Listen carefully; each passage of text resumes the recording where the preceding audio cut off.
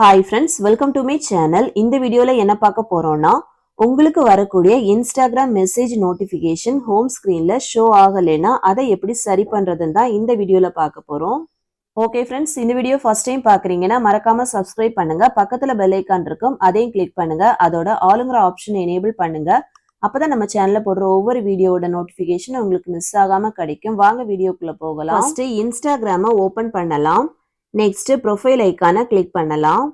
Next டாப்ல இருக்கிற 3 லைனை கிளிக் பண்ணலாம். நெக்ஸ்ட் நோட்டிஃபிகேஷன் இந்த ஆப்ஷனை கிளிக் பண்ணலாம். நெக்ஸ்ட் இந்த பேஜ்ல பாஸ் ஆல் ஆப்ஷன் இது ஆன்ல இருந்துச்சுன்னா ஆஃப் பண்ணி வைக்கலாம். Next post stories and comments இந்த ஆப்ஷனை கிளிக் பண்ணலாம்.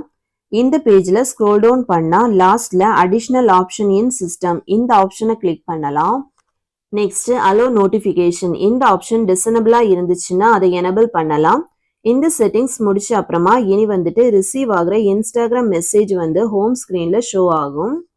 ஓகே ஃப்ரெண்ட்ஸ், அவ்வளவுதான். இந்த வீடியோ பிடிச்சிருந்தா லைக் பண்ணுங்க, ஷேர் பண்ணுங்க, கமெண்ட் பண்ணுங்க.